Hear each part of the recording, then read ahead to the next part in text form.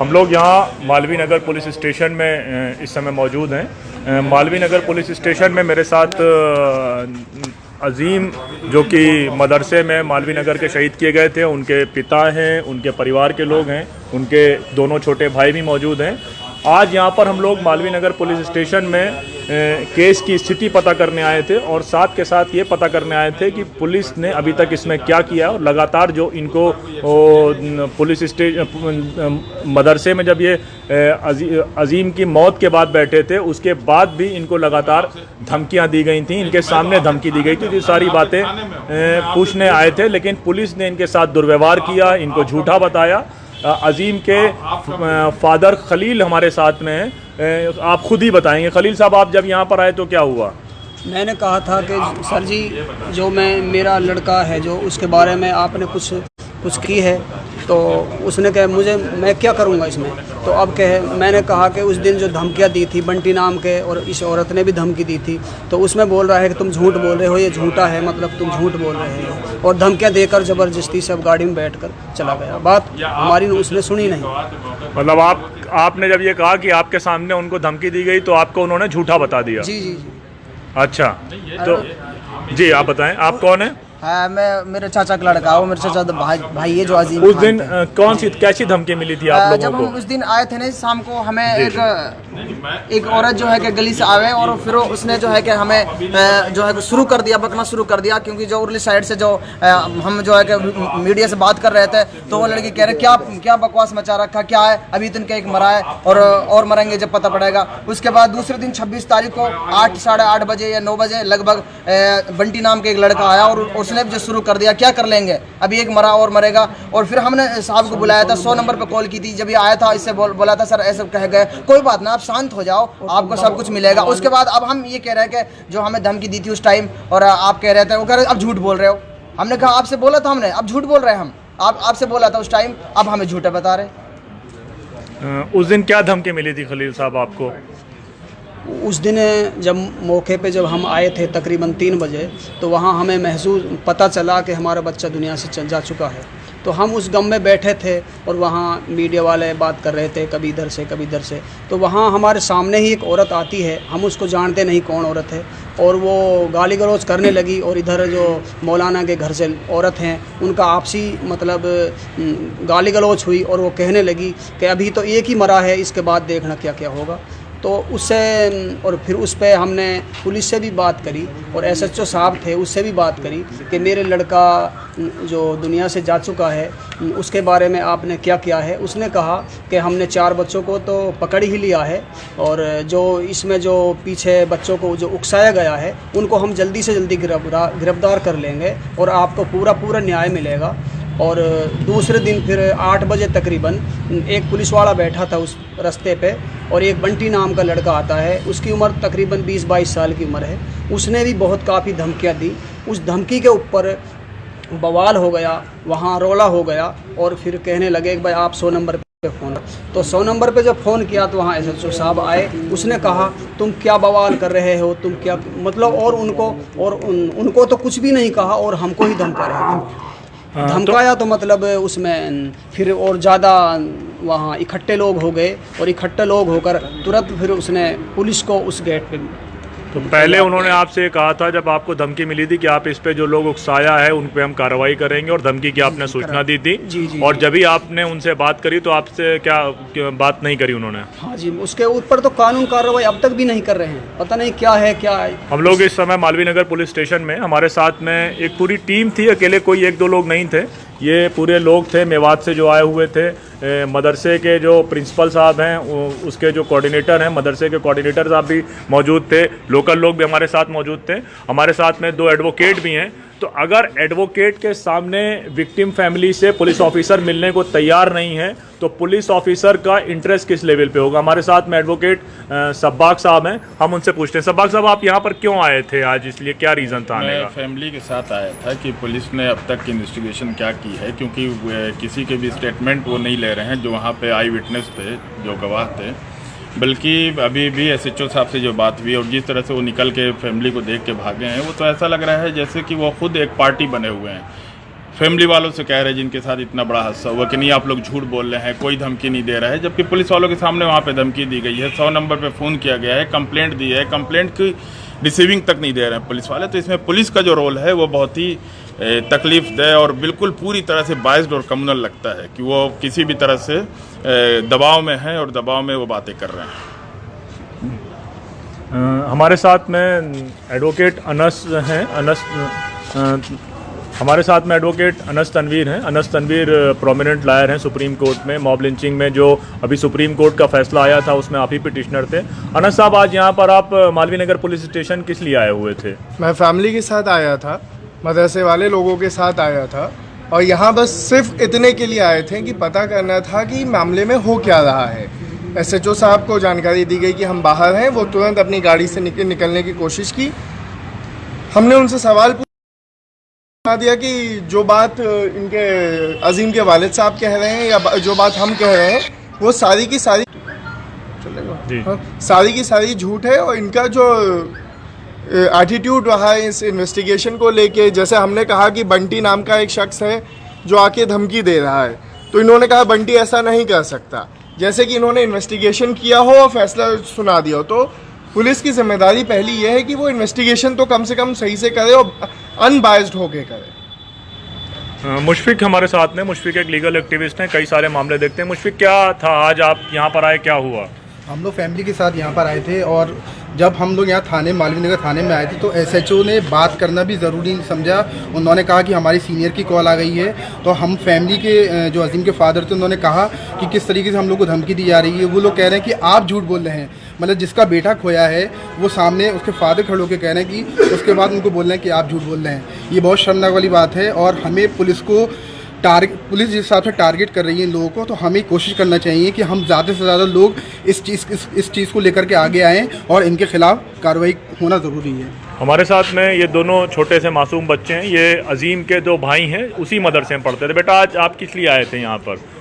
मेवात से। आप तो मेवात चले गए थे जिस दिन आपके भाई के इंतकाल हुआ था। जी, आज क्यों आए थे यहाँ पे? पूछने आए थे कि अब तक क्या हुआ? अपने भाई के वजह में पूछने आए थे, अब मेरे भाई के वजह में क्या हुआ। अच्छा, आप हमारे साथ में इनके रिलेटिव हैं अजीम के, जो कि मेवात से आज आए थे। आप ये अंदाज़ा लगा लें, मेवात से आदमी आता है अपने बेटे के मामले को पता करने के लिए, और उसके साथ में सोशल एक्टिविस्ट की, उनके वकीलों की टीम होती है। उसके बाद भी पुलिस का कोई आदमी उनसे बात करने को तैयार नहीं होता। जब वो सवाल करते हैं तो उनके साथ बदतमीज़ी करी जाती है। जी, आपका क्या नाम हुआ? हन्नान है जी मेरा नाम। हन्नान, कौन है आप इनके? अजीम के कौन लगते थे? मेरे भाई है जी। अच्छा, ये आपके भाई हैं। क्या हुआ आज, क्यों आए थे आप लोग यहाँ पे इतनी तादाद में? पता किस लिए आए थे? इसलिए आए थे जी, क्या कार्रवाई की है पुलिस ने मेरा भाई के जो एक्सपायर किया है, तो क्या जवाब दिया? कुछ मुलाकात करी, बैठे, क्या जवाब दिया? साहब से मुलाकात हुई, उसने बात नहीं की और उसने हमसे झूठा बोल दिया, तुम झूठ बोल रहे हो। अच्छा, तो ये हम लोग इस समय मालवीय नगर पुलिस स्टेशन में हैं। आप लोग देख रहे होंगे मालवीय नगर पुलिस स्टेशन में ये हमारे साथ में जो टीम आई हुई थी, उसमें इस मदरसे के जामिया फरीदिया के जो एडमिनिस्ट्रेटर हैं, जो उनका कामकाज देखते हैं, वो भी साथ में आए हुए थे। और इनको भी धमकी दी थी, और इन्होंने भी 100 नंबर में कॉल करी थी, जिस पे कोई रिस्पॉन्ड नहीं मिला था। उसके बाद ये थाने आए थे। तो क्या था मौलाना, बात बताएंगे आप पूरी? हमने 100 नंबर को उस दिन जो धमकी दी थी, 100 नंबर को तुरंत इन्फॉर्म किया था, और हमसे कहा गया था कि अगर कोई ऐसी बात होती है तो आप हमें इत्तिला कीजिए। और बहुत सारे क्या है कि पुलिस वाले सोचते हैं कि 100 नंबर कॉल ना की जाए, हमसे डायरेक्टर बताया जाए। और अभी हम जो है अजीम के वालिद साहब के साथ मिलने आए थे, सारे क्या ये देखना था कि भाई क्या उस केस में क्या चल रहा है। और अभी हमने मालूम किया था SHO साहब फिर सीधे निकल गए। क्या जवाब दिया उन्होंने? SHO साहब ने बात ही करना सही से मुनासिब नहीं समझा। अच्छा, नहीं, हमने लोग सुना कि वो कह रहे थे कि शायद मदरसे वाले झूठ बोल रहे हैं, गलत बयानी कर रहे हैं। क्या ये जो है अजीम के बाप को और उनको भी वो ये मौजूद थे, वहाँ सभी लोग मौजूद थे जिस दिन वो चीज़ें हो रही थी, वो सबको झुठला के चले गए हैं। हम जो चीज़ें कह रहे हैं वो यकीनी, जो वो दूसरे कह रहे हैं उन पर सारी यकीन है। ये देख रहे हैं ये तमाम लोग। आप कहाँ से आए हैं? मदरसे से ही आए। आप मदरसे से आए, तो आपके सामने धमकी दी गई थी जब आप मौजूद थे क्या उस टाइम जब धमकी दी गई थी? वो जो रास्ते में वो जो लगा रखा है वो लोहे का, वो उसके परली तरफ वो बंटी खड़ा था और उसकी माँ खड़ी थी कमलेश। अच्छा। कमला। और हाँ। एक वो खड़ी थी रानी, जो जिसका अमर की बहू जो नज़दीक में ही है, जस्ट में ही उसके मस्जिद की गली में। तो उन्होंने धमकी दी और वो चिल्ला रहे थे। वो बंटी कह रहा था ऐसे तो बहुत लोग मरते जा रहे हैं। मुल्ले जी का क्या बिगड़ा, मर गए तो मर जाने दो, मर गए तो इसका क्या बिगड़ा, और अब नहीं तो अब मारेंगे। जी खालिद भाई, हम लोग जैसे इस केस पे लगे हुए हैं और जिस तरह से जो ना लोगों को बीच बीच में पहले पॉलिटिशियंस आके इस केस को ख़राब करते हैं, जो लोग इसमें मेन अक्यूज़ड हैं और अक्यूज़ इन सेंस जिन लोगों ने उन बच्चों को भड़काया मारने के लिए और जो बार बार जो है इससे पहले भी धमकियाँ देते रहे, कभी मस्जिद के साथ भेद भी करी और तमाम चीज़ें करते रहे। हम ये चाह रहे थे कि उन लोगों के ऊपर भी एक्शन हो जो इसके पीछे पूरे कॉन्स्पिरेटर हैं, जो इन लोगों की ये साजिशें हैं जिनकी वजह से एक मासूम की जान गई है। आज जब हम उसी बात को पता करने के लिए यहाँ थाने में आए तो यहाँ SHO साहब का रवैया देख के ऐसे लगा जैसे वो खुद चोर हैं, वो हमसे ऐसी जान छुड़ा के भागे जाते हम लोग उनके पता नहीं क्या नुकसान करने वाले। तो पुलिस का रवैया बहुत ख़राब है और हम इसके लिए जो है कुछ ना कुछ करेंगे जरूर। अनंत भाई, कभी ऐसा हुआ है कि आप लोग पुलिस स्टेशन गए हों या सब्बाक भाई से पूछने तो कोई ऑफिसर बात करने को भी तैयार नहीं हो, लॉयर से ही बात करने को नहीं, ऐसा कभी नहीं है। हमें इतना प्रिविलेज तो मिलता ही था कि SHO साहब हों या IO हों वो बता देते हो। अभी IO को हमारे वकील साहब ने फ़ोन किया था, उन्होंने भी कहा कि आज वो यहाँ थाने पे आएंगे नहीं और ज़्यादा कुछ जानकारी दे नहीं सके। तो ये सारे लोग आपको नज़र आ रहे हों। कभी आपके साथ ऐसा हुआ कि आप थाने में आए हों, आप प्रैक्टिसिंग लॉयर हैं, काफ़ी बड़े बड़े केसेस आपने देखे हैं और आप अपने मुवक्किल के साथ आए हों और वो थाना इंचार्ज आपसे बात भी नहीं करे और आपके सामने आपके मुवक्किल को झूठा ठहरा दे? आज का जो तजर्बा हुआ है ये तो अब तक का सबसे बुरा तजर्बा है कि सुनने को तैयार नहीं है कि नहीं वो बंटी ऐसा नहीं कर सकता है कि SHO एक पुलिस स्टेशन का जो हेड है, वो इंचार्ज है, वो कैसे इस तरह की बात कर सकता है कि नहीं वो बंटी ऐसा नहीं कह सकता है, जबकि सामने लोग आके शिकायत कर रहे हैं। 100 नंबर पे कॉल की गई है, 100 नंबर को कह रहा है कि नहीं सब झूठा इल्ज़ाम है। जब झूठ बोल रहे हो तो मैं तुमसे क्या बात करूं? तो ऐसा अंदाज और इस तरह का एटीट्यूड तो मैंने पहली बार देखा है किसी ऐसे पुलिस ऑफिसर को, वो भी दिल्ली पुलिस जैसी जगह में। तो ये तो आज बहुत ही शर्मनाक है, जिस पर शर्म आनी चाहिए दिल्ली पुलिस को। असलम भाई, आप इसी इलाके में रहते हैं और कई बार मेरे ख्याल से आना जाना थाने भी रहा होगा, कोई बातचीत भी, कोई काम, कभी इस तरह का मामला पेश आया आपको? ऐसा तो मैं खुद पहली बार देख रहा हूँ कि ऐसे वकीलों की टीम आई है और जिसके बच्चे का मर्डर हुआ है वो आए हैं और उनसे SHO बात भी करने को तैयार नहीं, बिल्कुल ऐसे गुस्से में जाना और झूठा साबित कर देना। जैसे इन्होंने तो थाने में ही फैसला कर लिया है कि बच्चे के साथ कुछ हुआ ही नहीं है, ये इन्होंने खुद ही एक मोहर लगा दी है, अपने दिलों में ये फैसला करके बैठे। मुझे नहीं लगता कि ये कुछ बेहतर कार्रवाई कर पाएंगे इस केस में। अजरम हमारे साथ में, अजरम लगातार इस केस में काफ़ी चीज़ें देख रहे थे, डॉक्यूमेंटेशन भी चेक कर रहे थे। अजरम, क्या लगा आज आके कि इस तरह के सीन में जब खुद पुलिस इतनी बायस हो तो आपको कुछ लगता है कि कुछ जजमेंट मिल पाएगा? हम एक बहुत डेफिनेट सवाल के साथ आए थे कि जो पुलिस ने FIR करी है, जो सुओ मोटो FIR है, उसके साथ मदरसे के एडमिनिस्ट्रेशन ने भी नेम करके अक्यूज़ का नाम दिया था। हमारा एकदम डेफिनेट सवाल था कि उसमें पुलिस का क्या इन्वेस्टिगेशन आगे बढ़ा है। SHO साहब से आए, हमने उनके असिस्टेंट को बोला कि आप हमसे मिलवा दीजिए। असिस्टेंट ने वहाँ पे क्या किया हमको नहीं पता है। SHO साहब निकलते हुए गए, हमने उनको रास्ते में रोकने की कोशिश की कि आप हमको कम से कम थोड़ा बहुत बता दीजिए कि इस केस में अपडेट क्या है, आपने इन्वेस्टिगेशन क्या किया है।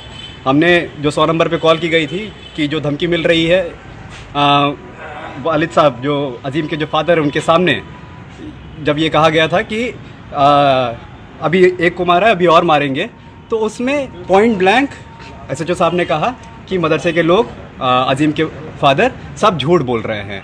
इन्वेस्टिगेशन का उन्होंने अपडेट नहीं दिया, लेकिन जजमेंट उन्होंने सुना दिया है कि सारे के सारे झूठ बोल रहे हैं।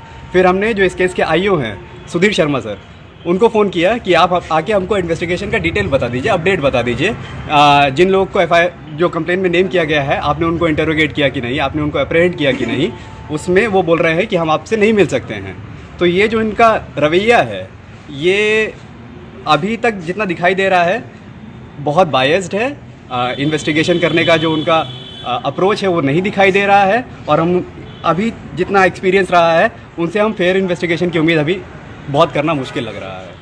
हम लोग यहाँ पर आज यहाँ पर आने का रीज़न सिर्फ एक ये था कि ये तमाम लोग जो कि मेवात से आए हुए थे, ये चाहते थे कि किसी तरीके से जो इन्वेस्टिगेशन ऑफिसर है जो उनसे मुलाकात हो जाए कि क्या इन्वेस्टिगेशन हुआ है। इसके अलावा आप सबको मालूम होगा कि इस केस में इमीडिएटली सुओ मोटो एफआईआर करी गई है। विक्टिम की फैमिली की तरफ से या मदरसा एडमिनिस्ट्रेशन की तरफ से कोई एफआईआर नहीं हुई है। तो हम लोग ये पूछना चाहते थे कि मदरसा एडमिनिस्ट्रेशन ने जो अपनी एप्लीकेशन दी थी, जो अपनी कंप्लेन दी थी, उसका क्या स्टेटस है, उसमें जिन लोगों को उन्होंने नाम दिया था उनको जो है अरेस्ट किया गया, उनसे पूछताछ किया गया, पुलिस रिमांड लिया गया, डिटेन किया गया, क्या बातचीत हुआ। तो वो तमाम बातचीत थी। और उसके अलावा मदरसे में जब अजीम के फादर मौजूद थे, उनके सामने बिट्टू नाम के एक आदमी ने उनको धमकी दी, कमला नाम की एक महिला ने धमकी दी। इसकी 100 नंबर पे कंप्लेन करी गई और 100 नंबर की उसकी रिकॉर्डिंग भी अवेलेबल है। लेकिन उसके बावजूद जब हम आज यहाँ पर उनसे बात करने आए तो उन्होंने कहा मदरसे के लोग और अजीम के पिताजी झूठ बोल रहे हैं और हमसे बात किए बगैर वो बिल्कुल भागे। उनकी गाड़ी भी रोकी गई, उनसे बात करने की, उनसे ये भी कहा गया कि आप इतनी जल्दी दिखा रहे हैं, अगर समझ लीजिए कि आगे एक रेड सिग्नल मिल जाएगा, आपको लाल बत्ती मिल जाएगी, उस पर जो है आप रुक गए हैं। लेकिन उन सब बातों को नज़रअंदाज करते हुए और सबको झूठा बताते हुए गायब हो गए। अब ऐसे में आप ये अंदाज़ा लगाएं, जब इन्वेस्टिगेशन जो करने वाली टीम है, पुलिस है, उसका ये एटीट्यूड है कि इन्वेस्टिगेशन का ऑफिसर मिलना ही नहीं चाहता। हम इसलिए इन्वेस्टिगेशन के ऑफिसर से मिलना चाहते थे ताकि हम ये बात पता कर सकें कि आप उन मुजरिमों को जिनको आपने गिरफ्तार किया है उनको कब कोर्ट ने प्रोड्यूस करेंगे, ताकि हम कम से कम उनकी बेल का अपोज कर सकें। लेकिन वो भी बताया इसलिए नहीं गया कि लगता है कि पुलिस चुपचाप उनको किसी दिन कोर्ट में ले जाएगी और बेल अनअपोज होगी और वो बेल उनको मिल जाएगी। बहरहाल हम लोग यहाँ अभी मौजूद हैं थाने में, या तो थाने में घेराव करेंगे या पुलिस हेडक्वार्टर का घेराव करेंगे। यहाँ के जो पुलिस के एसएचओ हैं उनका नंबर शेयर करेंगे। अभी मैं उनका नंबर भी आप लोगों से, तमाम लोगों से शेयर करता हूँ। सम दलाल उनका नाम है। आप उन लोगों को फ़ोन करिए, कॉल करिए उनको और उनसे पूछिए कि आपने उस पूरे स्टेटस में क्या किया जब रिटर्न कंप्लेन दी जा रही थी। ये ऐसा पहली बार हो रहा है कि दिल्ली के अंदर आप एक कंप्लेन करते हैं, कंप्लेन में कोई इन्वेस्टिगेशन नहीं होता, कोई अधिकारी आगे पूछताछ नहीं करता और एसएचओ साहब बता देते हैं कि जिसने कंप्लेन करी है वह झूठ बोल रहा है। तो यानी कि सारा जजमेंट जो है वो न्याय प्रक्रिया भी इन्वेस्टिगेशन करने वाली एजेंसी निपटा देगी। वो पहले बता देंगे कि ये झूठ बोल रहे हैं, इसलिए उस कंप्लेन को भी अटेंड नहीं किया जाएगा। जो उस पर दूसरा कंप्लेन रिटर्न में डाला जाएगा, जिसका खुद वो रिसीविंग करते हैं, उसको ही बताएंगे वो झूठ बोला जाएगा। वहाँ पे कहीं कुछ हुआ नहीं, लगातार वो लोग जो है वो धमकी दे रहे हैं, परेशान कर रहे हैं। जिन लोगों ने धमकी दिया, मारने वालों ने पहले मारने के बाद छुड़ा के ले गए, फिर उसमें धमकी दिया अभी एक मारा है और मारेंगे। अगले दिन फिर वो कमला और बिट्टू नाम की महिला धमकी दे गई, फिर वो बिट्टू नाम के एक आदमी ने धमकी दी। लगातार ये सारी चीज़ें चल रही हैं, लेकिन उसके साथ पुलिस जो है वो कान में तेल डाल के बैठी हुई है। वो तमाम राजनेता जो कि 5 लाख, 3 लाख, 2 लाख की बात करते थे, उनसे सवाल यही था कि जो पुलिस ने एफआईआर करी है उसके साथ साथ जो फैमिली की कंप्लेन है उसका एंडोर्समेंट होना चाहिए उस एफआईआर के साथ में। उस पर कोई बात करने को तैयार अभी तक नहीं है। 5 लाख रुपए देकर वो दिल्ली पुलिस सरकार के हैं कि वक्फ बोर्ड के जो खुद मुसलमानों की प्रॉपर्टी है, वो 5 लाख रुपए देकर अगर ये सोचते हो कि ये केस ठंडा हो जाएगा, पुलिस के साथ हैंड इन ग्लव्स कर लेंगे, उसके बाद बातचीत कर लेंगे। हमारे साथ कुछ पत्रकार भी थे, वो ये पूछना चाह रहे थे कि इस मामले में जो इस समय पूरे देश में चर्चित है, पूरे देश में विरोध प्रदर्शन हो रहे हैं, उस पर आप क्या एक्शन ले रहे हैं। तो वहाँ पर एसएचओ सबको झूठा बताते हुए चले गए। आप तमाम इंसाफ पसंद लोग जो इस वीडियो को देख रहे हों, हम कोई ना कोई कॉल देंगे, चाहे वो मालवीय नगर पुलिस स्टेशन की दें, चाहे पुलिस हेडक्वार्टर की दें, उनमें आपसे पहुँचने की उम्मीद रखेंगे। और उसके साथ साथ ट्विटर पर, फेसबुक पर, सोशल मीडिया पर जहाँ भी आप इस केस के बारे में लिख सकते हो वो लिखें। और जब नंबर अभी हम लोग शेयर करेंगे तो वो नंबर भी आप लोग जो है वो उनको फ़ोन करें, और फ़ोन करके जो उनका भरम है कि वो अगर संविधान के अनुसार नहीं, नागपुर के अनुसार या लोकल एमएलए के अनुसार चलेंगे, तो इस भरम को आप लोग दूर करें। बहुत बहुत शुक्रिया, धन्यवाद।